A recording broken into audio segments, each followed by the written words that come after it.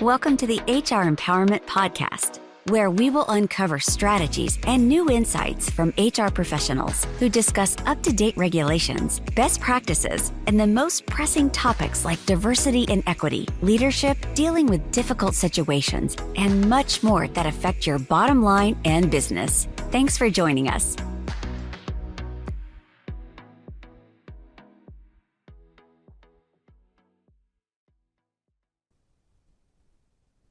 Hey, everybody. Welcome back to session 5 of 5 when we're talking about management training and how it is no longer optional. This is Wendy Sellers, the HR lady with JC. It is a pleasure to be back, Wendy. How are you doing today? Fantastic. You know why? Because I'm going to be talking about what can employers do to change the employee experience. And I have one piece of advice. Give every employee $1 million. Of course, I'm kidding, because we already talked about that money might keep people employed, but that doesn't mean they're going to be engaged and productive and doing the right thing. True. And that doesn't mean your managers are suddenly going to go, oh, yeah, we gave everybody raises. My employees are fantastic now. So it's a lot more than just money, but no one's going to turn down more money. That's for sure. Would you turn down more money? I wouldn't. Well, actually, it would depend on the job and the culture. I'll be honest. You had mentioned in one of our previous episodes how you've had some friends that have walked away and gone to other positions for a pay decrease, but a change in culture. Depending on the culture, I might have to consider it. But if you're just walking in today and say everybody gets raises, everyone's going to accept that. I'm taking everyone's going to accept that while they're looking for another job. Yeah, absolutely. So, just throwing around, the money, the $100 bills here and there is not going to just change your culture or your engagement. And not only that, throwing around $100 bills is still taxable. FYI, another topic. You talked about, well, searching for another job. I don't know if I shared this story with you during our podcast today yet or not. No, I know I didn't. So I just want to bring this to the table. You might find it interesting. I did go for a job interview, and the manager told me that they were looking for someone who was responsible. And I let them know right away, look, I'm your man. In my last job, whenever anything went wrong, they said I was responsible. So it was a perfect fit. It didn't work out at the end, but that was a really bad dad joke. Work with me here. Work with me here. Oh, boy. Can't take me anywhere. For everybody that knows, we record in the evening after a full day of challenges, so bear with us. So, to wrap up this series, focusing on a few things here about management training. You talked about some popular topics that are out there, and I 100% agree on all of them because it's what I do all the time. Any industry, it's all about communication, and then everything that communication falls into, which is everything. Everything is communication, and that's where it goes wrong.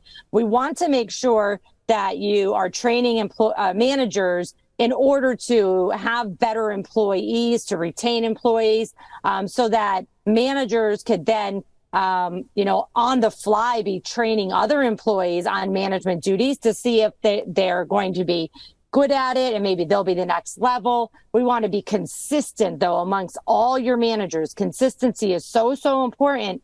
Because if you have 3 departments, let's just say you're a small company, you only have 3 departments, and you have 3 managers doing 3 different processes, or you get promoted by doing this, you get demoted by doing this, and then the other department's doing something different. It just takes one person to file a lawsuit or turn you into the EEOC, and we're going to see that your departments are not consistent in when the way they, let's just say, hire people. And then you may open yourself up to the lawsuit. I hate to be the lawsuit police, but it is very, very true because it's very, very expensive. So one thing... Wendy, how would you find better employees? How would you find better people for those fits? I'm so glad that you asked, because the best way to do it is to have a consistent and very, very, very well planned out recruiting plan. So when you are doing recruiting, do not, and I'm going to say this again, do not post the job ad until you are 100% ready. Everything that I'm about to say is in place. And I see companies screw this up all the time. They may whip up a job ad that's doesn't really have the correct job duties or job descriptions. It may not even have the correct salary or no salary at all. Nobody else in the company even knows that there is a job posting up. And then the person who is mainly responsible for the interviewing is on vacation next week. It's like, oh my goodness, planning is so important. But you can hire better employees by, first of all, training managers on how your hiring process works. Of course, the laws of what you can and cannot ask. That's a whole other topic. And then making sure that the job ad and whoever's doing the sourcing or going through the candidates knows what the position is. So if you give me a minute, I'll go over a quick recruiting basics. Go ahead. Yeah, no, I'm thinking about job ads I've seen. I'm thinking about conversations I've had with other HR people, and I instantly think of the Great Divide. And that Great Divide in the job ads being whether or not the pay is included in the ad. And then instantly, it in the snap of a finger, I'm also thinking about the sheer vast amount of time you take to go through hundreds of resumes for a job that you've never told the people how much it's going to pay. Yep. So many states actually require salaries in the job ad. I think I have a link of it on my website, thehrlady.com, under my tips and on my blog. But there are many states that do have requirements now, or laws that have just passed that they're going to go into place that say, hey, you have to have the salary in place on the job ad. If you were my client, I won't work with you unless you're transparent about the pay, because it removes a lot of discrimination. It removes any kind of, oh, well, the recruiter got this person in for a lower amount of pay. Well, why do you want to do that? Why do you want to jip off a candidate or an employee? They're going to eventually find out, because people talk, and they're going to find out what their coworkers are making. And then they're just going to either sue you and or leave. So why would you want to do that? Right. Recruiting is so time consuming, which means it's so expensive. It used to be cheap to post an ad. It used to even be free. Not anymore. Not since the pandemic. All right, my friend, I didn't mean to skip right into the meat of it. It was just one of my first thoughts.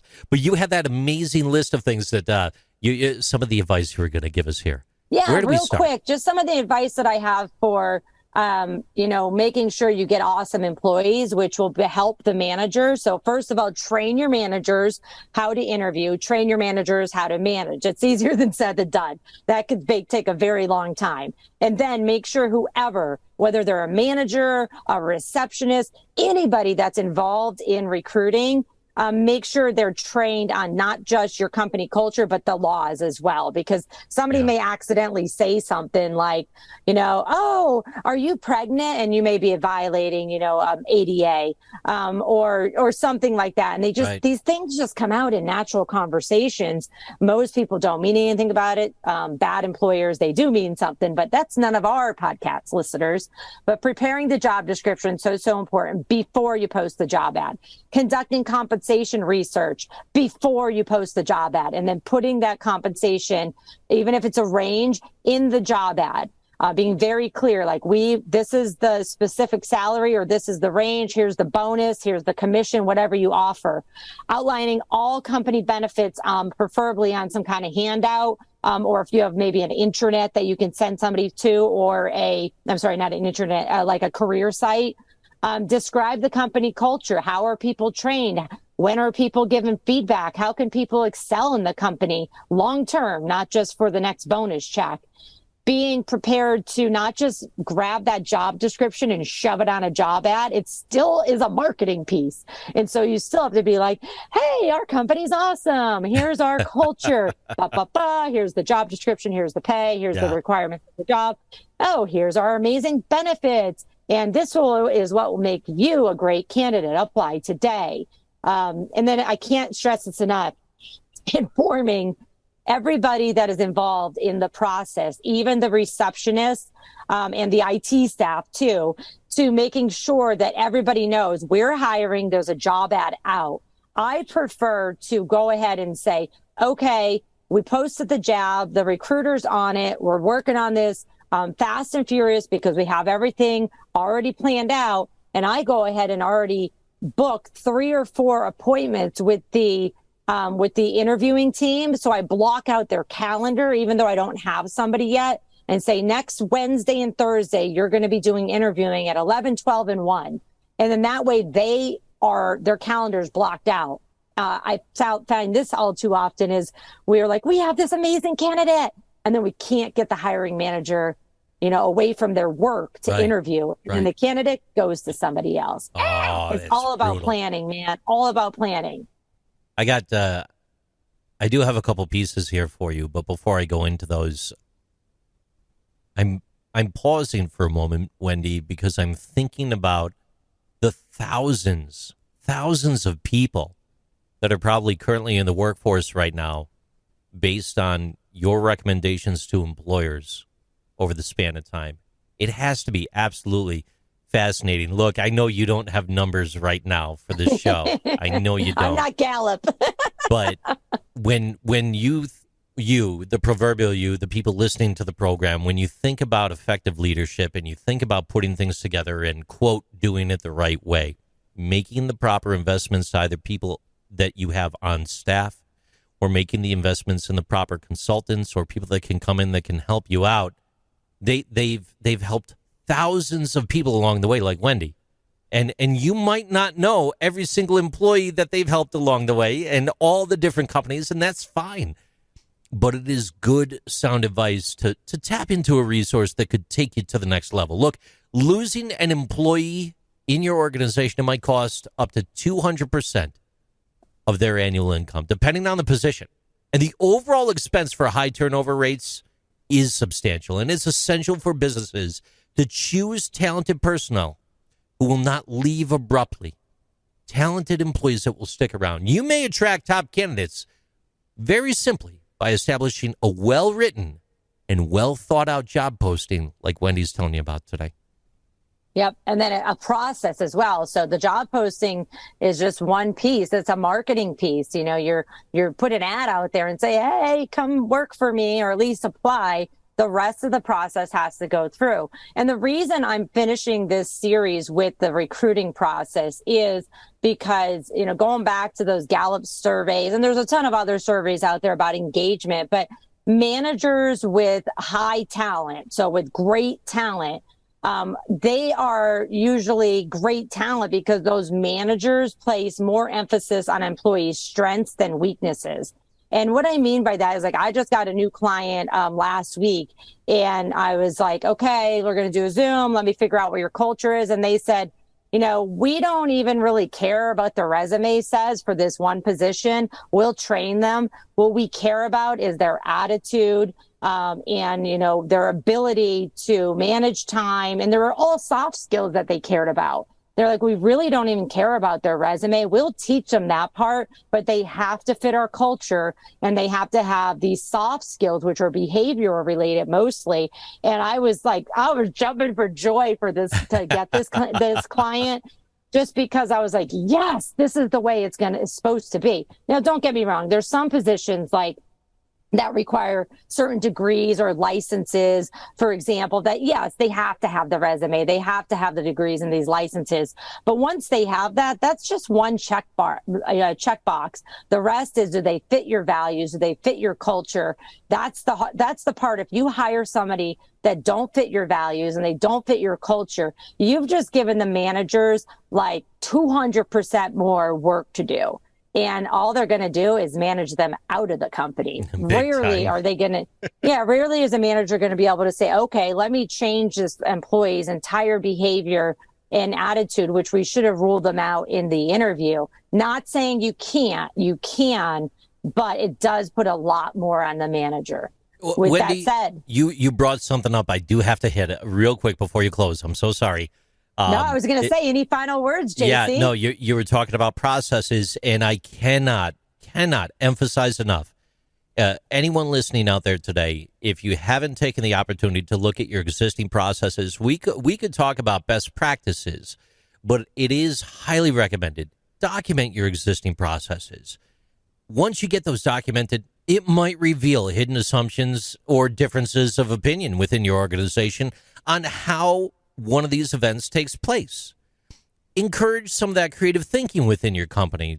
Stimulate alternative mental processes by getting it written down, taking a hard look across departments. Hey, look, I don't time block when interviews are taking place. I don't find benefit. I need to be available on the floor. Well, if you do time block, like Wendy's talking, here's the advantages and why. Go with the alternative thought and try to standardize that across the board.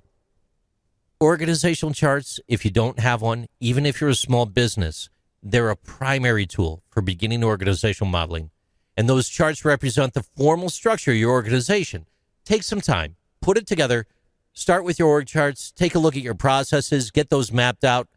You will be in a totally radically different place if you just invest a little bit of time in what you already have to make it better so that who you're bringing in next is going to be taking you to that next level, if not further. Thanks, JC. To summarize what we talked about in this 5-series podcast is, management training is no longer optional. 100% management training has to consist of all the soft skills necessary for managers to not only manage people, but to motivate them, engage them, and then hold them accountable. But then on top of that, management processes and the training on those processes is vital for success in your organization. Get your manager training from any source that you can, including Aurora Training Advantage, but LinkedIn Learning also has some. There's a lot of free things out there, but do remember, you get what you pay for. With that said, thanks for coming today. We'll check in with you soon. Take care, everybody.